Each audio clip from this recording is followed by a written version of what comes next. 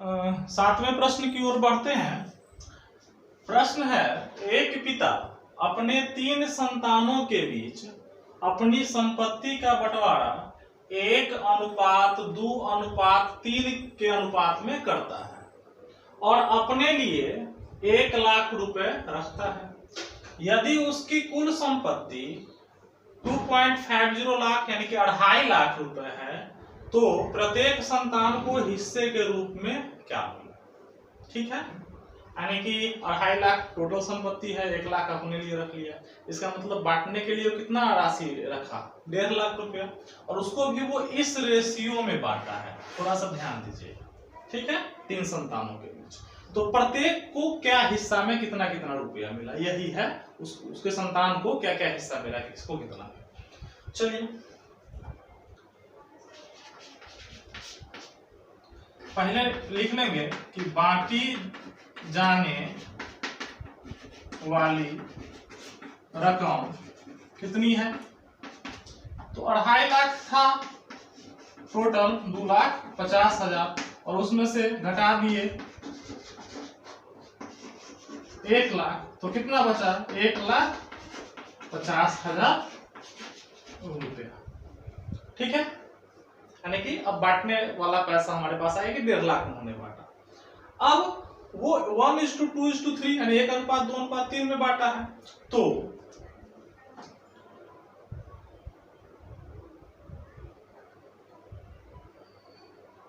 माना कि राशि 1x 2x तथा 3x के रूप में बांटी गई। अब देखिए 1x लिखना यहां पर गलत है। प्रश्न से x + 2x + 3x बराबर कितना होगा? 1,50,000। ठीक है, तीनों में हमने x डाल दिया। ठीक है, तो 3 2 5 1 6x बराबर 1,50,000। इसलिए x बराबर कितना? 1,50,000 भागे 6, 25 छक्का 150, 25,000 x का मान आया, यानी कि x बराबर कितना आ गया? 25। ठीक, 25,000। तो पहले को मिला 25,000, दूसरे को कितना मिला? सेकेंड को 2x, यानी कि 2 गुने 25,000 बराबर कितना मिला? दूसरे को 50,000 रुपया मिला। ठीक है, और तीसरे को कितना मिला? 3x, तो 3 गुने 25,000 यानी कि 25 तिहाई 75,000 रुपया मिला।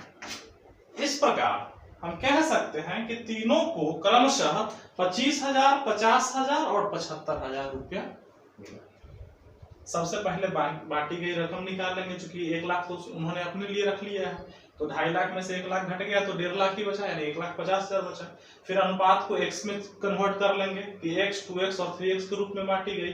तो हम जानते हैं कि तीनों को मिला के ही ना 1.5 लाख रुपया होगा, चूंकि 1.5 लाख को ही बांटा गया 3 भाग में। ठीक है, लेकिन हिस्सा किसका कितना था वो अलग अलग था। तो इसके बाद हमने x की एक वैल्यू फाइंड कर ली। चूंकि x की वैल्यू ही पहले की वैल्यू थी, एक ही था, इसलिए हमने उसको वहीं पर छोड़ दिया। पहले को मिलने वाली रकम कितना होगा? 25,000। दूसरे को मिलने वाली रकम 2x होता, ठीक है, तो वो 50,000 हो गया। तीसरे को मिलने वाली रकम 3x यानी कि 75,000। ठीक है, तो आप समझ लीजिएगा इसको, कोई दिक्कत होगी?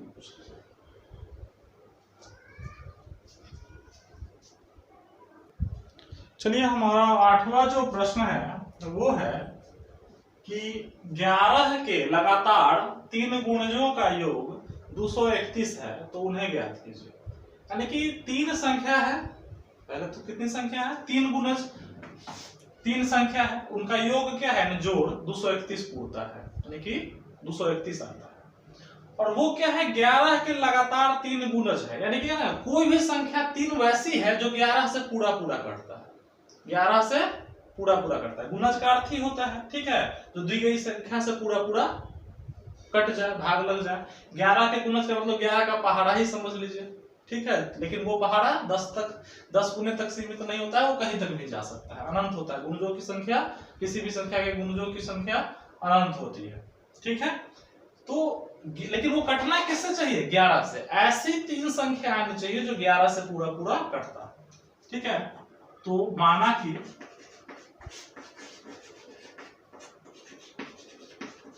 पहली संख्या बराबर x ले लीजिए, कुछ नहीं पता था। दूसरी संख्या क्या हो जाएगी? अच्छा, x प्लस 11 होगी। क्यों? क्योंकि 11 का गुणज है। अगर 11 x कट रहा है 11 से, तो दूसरा कौन होगा? 12 13 नहीं, वो सीधे 22 ही हो सकता है, एक अंदाजा हम बता रहे हैं, ठीक है।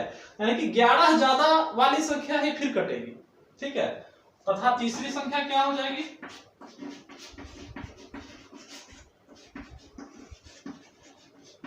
बराबर क्या हो जाएगी? x प्लस 22, यानी इसी में हम जोड़ रहे हैं, अब इसमें नहीं, इससे हमको नहीं है मतलब, हमको पहले ही संख्या से मतलब, यानी x प्लस 22। यानी कि अगर 11 जोड़ ही लिए थे तो अब 22 जोड़ेंगे तभी वो संख्या तीसरी संख्या होगी, ठीक है, इसको ध्यान रखिएगा। प्रश्न से तीनों का योग यानी जोड़ कितना है? 231। तो लिखेंगे x प्लस, ये हो गया x प्लस 11, x प्लस 11 ये हो गया। अब x प्लस 22 यानी x प्लस 22, तीनों का जोड़ कितना है? 231। ये दो संख्या और ये तीसरी संख्या, तीनों का जोड़ कितना है? 231 है। अब देखिए x कितना है? 1x 2x 3x, और तीनों प्लस में है तो यहां लिख देंगे 3x प्लस, और 22 से 11 कितना होता है? 33, बराबर कितना? 231। अब ये भी अचर, ये भी अचर, तो इसको उधर ले जाएंगे तो प्लस उधर जाएगा, तो अब तो नहीं बताना है कि कितना होना चाहिए, ठीक है। ये प्लस इधर जाएगा तो माइनस में। अच्छा, 11 में से 3 गया 8, ये बचा 2, 12 में से 3 गया 9, और ये 1 बचा, यानी कि 3x = 3x। इसलिए x बराबर क्या हो जाएगा? 198 बटा 3, 3 छक 18, 3 छक 18, यानी कि देख लीजिए x बराबर कितना आ गया? 66। यानी कि पहली संख्या हमारी क्या हो गई? x ही था तो x डायरेक्ट आ गया। पहली संख्या क्या? 66, ये हमारा। दूसरी संख्या क्या होगी? आप लिख लीजिएगा हिंदी में। दूसरी संख्या क्या होगी? x प्लस 11, ठीक है, यानी कि 66 जोड़ 11 यानी कि 77। तीसरी संख्या क्या होगी? x जोड़ क्या माने थे? 22, यानी कि 66 जोड़ 22 यानी कितना? 88। यानी कि हमारे कितने आंसर हुए? 3। यानी कि वो संख्याएं थी 66, 77 और 88, जिन तीनों को जोड़ने पर 231 भी आ जाएगा। ट्राई कर लीजिएगा, तीनों को जोड़ने पर कितना आ जाएगा? 231। और वो 11 के गुणज भी हैं और लगातार में भी है। 11 के गुणज का 11 से देखिए 66 भी करता है, 11 छक 66, 11 77, 11 7 77 और 11 8 88, यानी 11 के गुणज भी हैं, लगातार में भी गुणज है, और तीनों का जोड़ 231 भी आ रहा है, ठीक है। तो आप ऐसे करके खुद भी ट्रायल लेंगे, ठीक है, इसको देख लीजिए।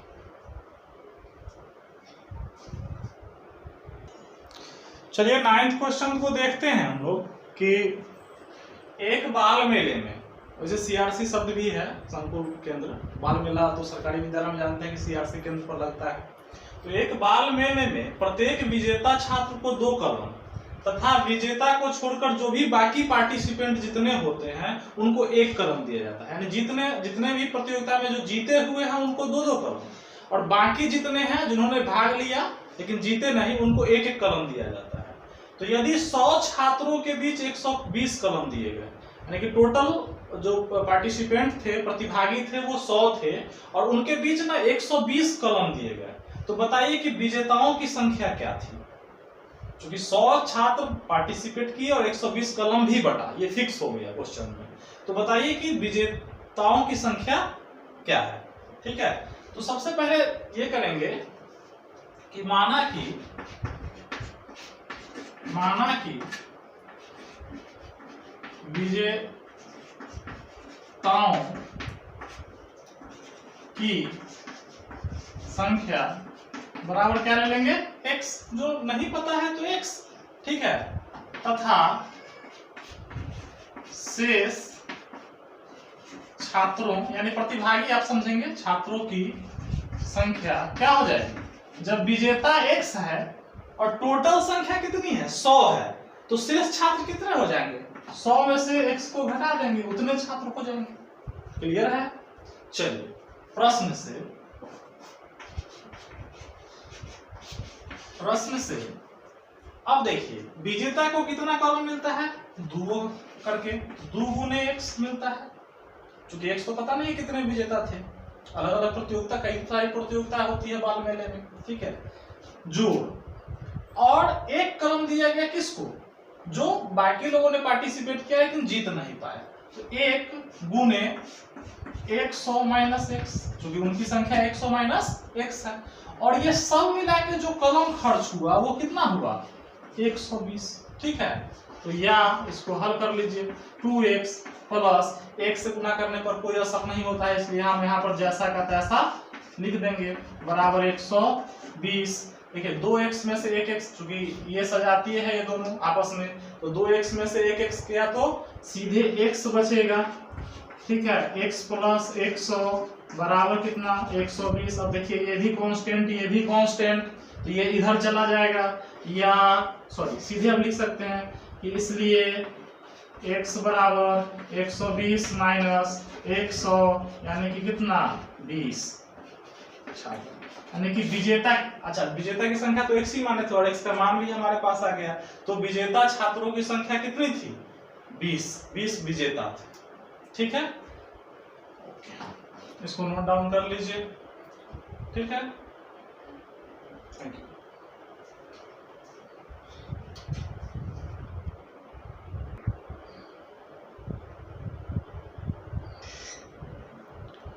आइए देखते हैं 2.2 जो चैप्टर है 8th मैथ का, उसका अंतिम जो प्रश्न है 10th क्वेश्चन, वो है रवि के पिता की वर्तमान उम्र रवि के वर्तमान उम्र के 3 गुने से 5 वर्ष अधिक है।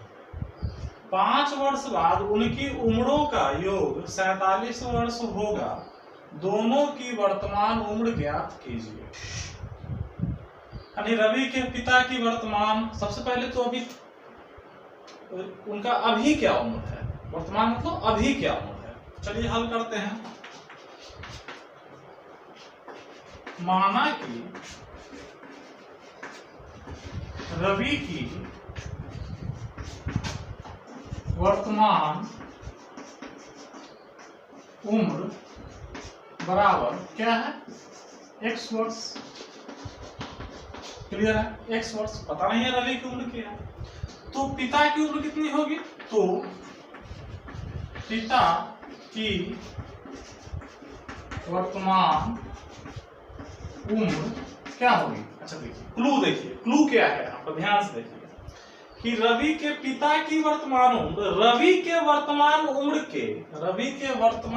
के 3 गुने से 5 वर्ष अधिक है। ठीक है, कि यदि रवि की वर्तमान उम्र x वर्ष है तो रवि के पिता की वर्तमान उम्र कितना है, 3x + 5, क्योंकि 3 गुने से 5 वर्ष अधिक है, यानी इतना वर्ष है। ठीक है, चलिए क्वेश्चन का एक पार्ट। अब सेकेंड पार्ट में आते हैं कि 5 वर्ष बाद उनकी उम्रों का योग जो होगा वो 47 वर्ष होगा। अच्छा ये तो बाद की बात है कि 47 वर्ष होगा, पहले तो 5 वर्ष बाद दोनों की उम्र क्या होगी। वर्तमान उम्र तो ये है ठीक है, लेकिन 5 वर्ष बाद पुनः 5 वर्ष बाद रवि की उम्र बराबर, इसमें क्या होगा 5 जुड़ जाएगा, x प्लस 5 वर्ष हो जाएगा, तथा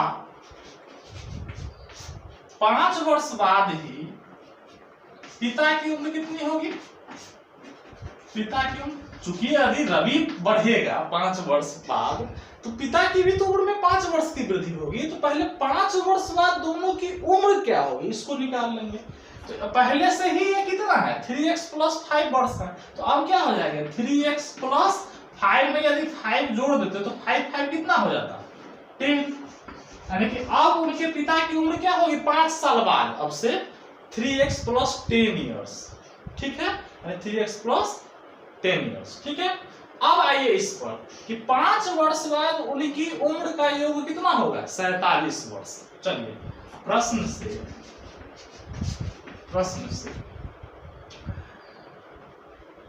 इनका और इनकी उम्र का क्या होगा? जोड़ जो होगा वो 47 वर्ष होगा। यानी कि x प्लस 5 यानी कि इसका हो गया प्लस 3x प्लस कितना 10, ये दोनों मिला के कितना हो रहा है?